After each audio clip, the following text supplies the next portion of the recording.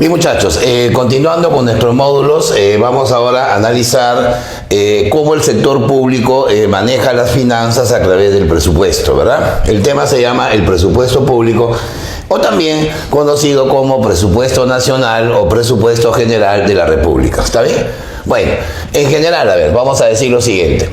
El presupuesto público viene a representar una ley, ¿está bien? Tal como lo veremos en un instante, es una norma jurídica que evidentemente tiene que estar aprobada por el Congreso, ¿está bien?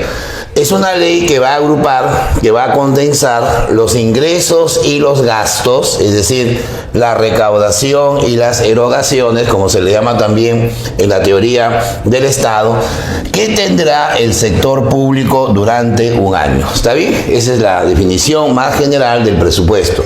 Ahora, cuando se dice el sector público significa hablar de todas las entidades que conforman la economía del Estado, ¿no? Estamos hablando del gobierno central, estamos hablando de los gobiernos locales, los gobiernos regionales, estamos hablando también de las empresas estatales, ¿no es cierto? Que, bueno, su tamaño se ha reducido en los últimos 30 años. Y también estamos hablando de las instituciones descentralizadas a nivel del Estado. Entonces, todo ese conjunto de pliegos, como se le llama en las finanzas públicas, van a conformar el denominado, a su vez, sector público. ¿Está bien? Entonces, el presupuesto general de la República, el mismo nombre lo indica, es el presupuesto. Pre significa proyección antes, ¿verdad? Es una ley que agrupa los ingresos y los gastos que tendrá, o sea, la proyección de gastos y de ingresos, ¿no?, que va a tener el sector público siempre durante un año. Porque, según la Constitución, la ley del presupuesto debe tener periodicidad anual, o sea, cada año tiene que irse aprobando, irse ejecutando. ¿Está bien? Bueno, ahora el procedimiento va a ser el siguiente, ¿ya? Primero, el presupuesto tiene que estar elaborado, tiene que estar redactado, preparado en todo caso, por la dirección del presupuesto del Ministerio de Economía y Finanzas, ¿no? Por lo tanto, el ministro de Economía va a ser el responsable político, ¿no es cierto?, de la elaboración del presupuesto nacional, porque evidentemente está basado en una serie de supuestos macroeconómicos que vamos a ver en un instante, ¿verdad? Si el Ministerio de Economía no tiene una buena proyección de esos gastos, evidentemente van a haber algunos desajustes, ¿no?, algunos desequilibrios, como se dice también, algunas brechas en la política fiscal, que a su vez va a incidir sobre la economía nacional, ¿no es cierto? Bueno, entonces, elaborado por el Ministerio de Economía y Finanzas, luego ese presupuesto tendrá que ser presentado como un proyecto de ley. Ojo a la palabra, proyecto de ley. Proyecto de ley que deberá presentar el Poder Ejecutivo. O sea, en este caso, el presidente de la República reúne a su Consejo de Ministros y obviamente el Consejo tendrá que aprobar el proyecto de presupuesto que el presidente de la República deberá enviar al Parlamento Nacional. La Constitución dice que la fecha máxima debe ser el 30 de agosto, ¿no? Bueno, se supone del año anterior al presupuesto que se quiere plantear. Bueno, ¿por qué el 30 de agosto? De tal manera que se le va a dar más o menos unos 3-4 meses al Parlamento Nacional para que pueda, pues, ¿no?, digamos, aprobar, ¿no?, pueda dictaminar, ¿no?, el presupuesto que se está planteando. ¿Está bien? Bueno, y obviamente la aprobación y la discusión va a estar a cargo del Congreso de la República. ¿Está bien? Según la Constitución, la fecha, digamos, tentativa de aprobación es el 30 de noviembre. Pero por lo general, la mesa directiva puede hacer una leguleyada judicial, una leguleyada, digamos, procesal, para que el Poder Legislativo propiamente pueda ampliar la legislatura 2 o 3 días más y ahí se pueda, ¿no es cierto?, aprobar el presupuesto, ¿no? O como se hacía en los parlamentos anteriores, atrasaban las agujas del reloj para imaginar que estábamos aún el 30 de noviembre. Pero generalmente siempre se aprueba incluso hasta 2 o 3 días antes, no, porque dice hasta el 30 de noviembre. Eso significa que el Parlamento tiene 90 días, ¿no? Si aplicamos la lógica de presentar y aprobar, tiene 3 meses para poder dictaminar, poder elaborar y lógicamente, bueno, algunas críticas, algunas reformas, algunas modificaciones y luego discutir en el Pleno, ¿no?, cada artículo del presupuesto nacional, ¿ya? Todo presupuesto general de la República debe estar siempre acompañado de una ley de endeudamiento, ¿no? Porque evidentemente el endeudamiento también es una facultad del Congreso para ser aprobada, ¿está bien? El Estado no puede endeudarse mientras no tenga una aprobación del Congreso Nacional, ¿ya? Bueno, ahora, la ley del presupuesto general de la República será vigente, o sea, entrará en rigor, ¿no?, desde el 1 de enero al 31 de diciembre, ¿ya? Es la única ley en el Perú, escuchen bien, en donde su periodicidad no es desde el día siguiente, ¿no? Normalmente las leyes, si se publican un día martes, por ejemplo, entran en vigencia un día miércoles, pero acá no. Si la ley, por ejemplo, se publica pues el 2 de diciembre, el 5 de diciembre, no va a entrar en vigencia el día siguiente, recién va a entrar en vigencia desde el 1 de enero hasta el 31 de diciembre del siguiente año. Por eso se llama presupuesto, ¿ya? Bueno. Ahora, ¿cuáles son los supuestos que va a tener el Ministerio de Economía y Finanzas que plantear para poder elaborar el presupuesto nacional, ¿no? Todo presupuesto se basa en supuestos, ¿no? Aunque haya una cierta arritmia en la palabra. Bueno, en primer lugar hay que considerar la tasa de crecimiento del PBI, ¿está bien? Esta es la variable que se considera con mayor peso. ¿Por qué? Acuérdate que el PBI representa el valor de la riqueza generada durante un año dentro de un país. Entonces, dentro de ese PBI vamos a encontrar, por ejemplo, el consumo de las familias, va a estar el gasto del gobierno propiamente, va a estar la inversión privada, van a estar las exportaciones netas. Entonces, es lógico que a través de esa tasa de crecimiento se podrá, digamos, compendiar la estructura y el gasto que va a tener el Estado, ¿no es cierto? Porque es evidente que si la economía crece, o sea, hay mayor crecimiento del PBI, el Estado aumenta la recaudación, o sea, puede aumentar la presión tributaria, ¿no? Si la gente gasta más en artefactos, ¿no?, ahí está el IGB. Si la gente llena las cantinas, la cerveza paga impuesto selectivo, ¿no? Si la gente llena los supermercados, los vouchers tienen IGB. Eso significa evidentemente que una economía que crece recauda más. Pero cuando el crecimiento disminuye o la economía se desacelera o en su defecto ya estamos en una recesión, eso va a implicar una menor recaudación. Aplicando este principio, a ver, por ejemplo, año 2020, año actual. Este año el PBI se proyecta en una caída de casi 15%. Imagínate, en lugar de que la economía produzca más, ¿no?, la economía se va a estancar y va a empezar a bajar la producción. Eso implica que cuando se haga el presupuesto para el año 2021, ¿no?, que ya el Ministerio de Economía debe estarlo preparando, ¿no es cierto?, tiene que proyectar una menor recaudación. Porque es evidente que si en un país va a haber una fuerte recesión, no se va a tener pues la recaudación tributaria que se esperaba, ¿no es cierto? Esa sería la idea. Bueno, el segundo parámetro se llama la tasa de inflación, ¿no? ¿Por qué la inflación? Recordemos que la inflación es el aumento sostenido del nivel de precios. Entonces, cada vez que la economía tiene un proceso inflacionario, eso va a generar evidentemente un alza en el costo de vida y por ende un alza en los gastos que van a tener que ejecutar las entidades públicas, ¿no? Porque si, por ejemplo, la inflación se empieza a desbordar, entonces van a haber presiones de los sectores públicos, por ejemplo, los maestros, los médicos, los policías, ¿no?, los empleados públicos, o sea, todo el aparato estatal sobre todo a nivel salarial, va a exigir una mejora salarial.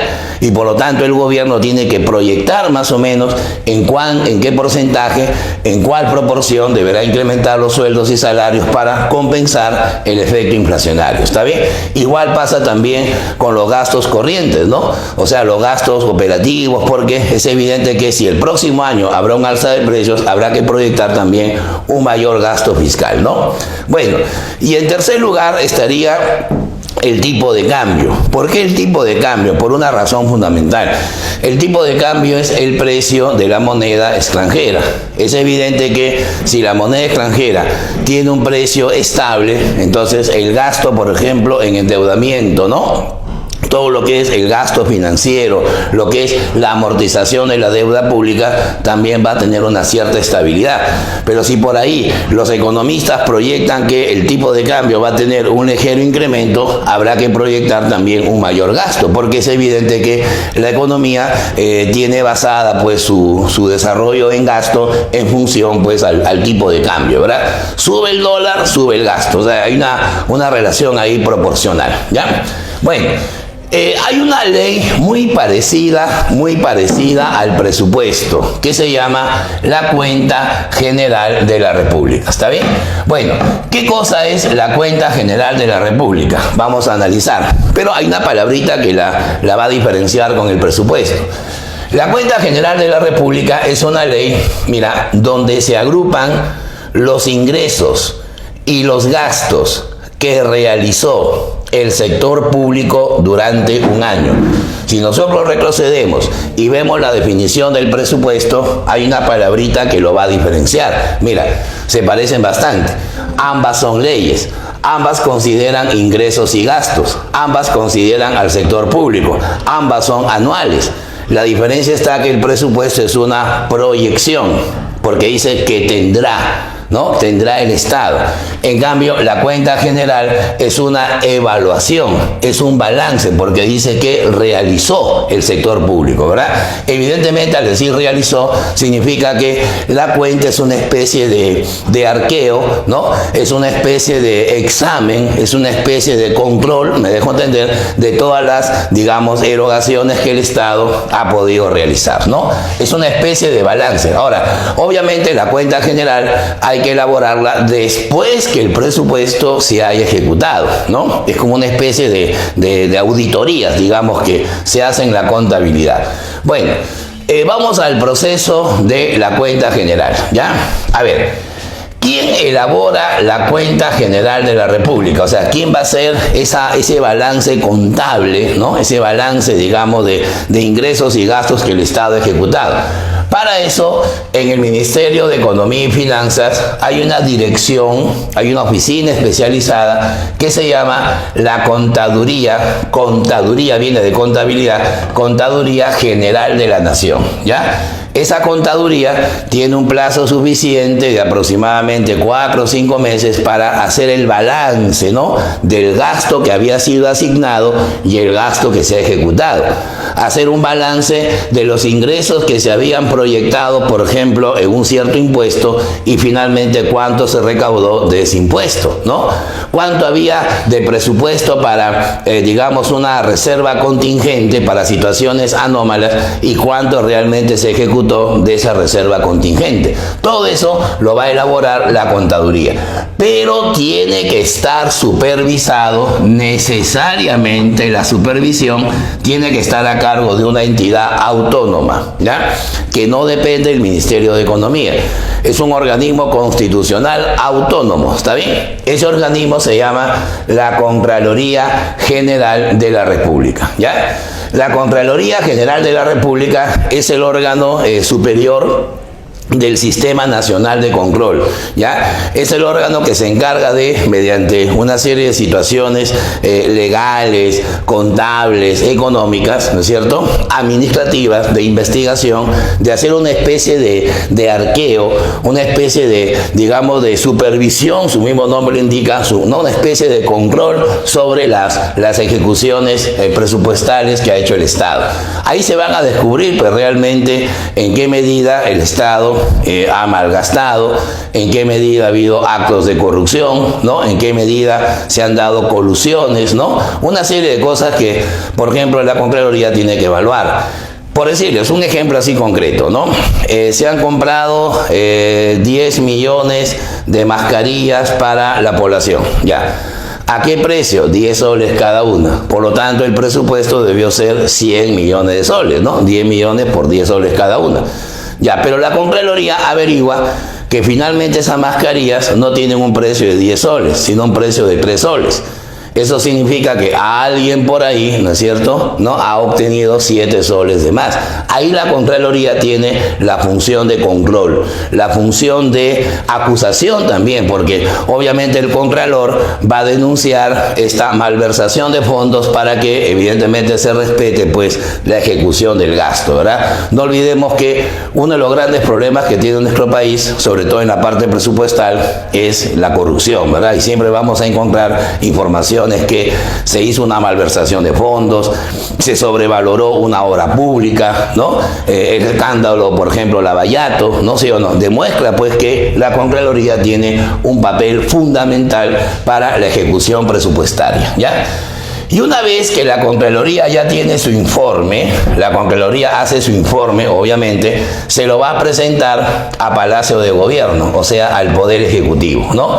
Y luego el Poder Ejecutivo va a tener que presentar, ¿no es cierto?, ese proyecto de cuenta general al Congreso, porque finalmente el Congreso lo va a tener que aprobar en forma de ley, ¿no? La ley de la cuenta general de la República, pero siempre la cuenta general es al año siguiente.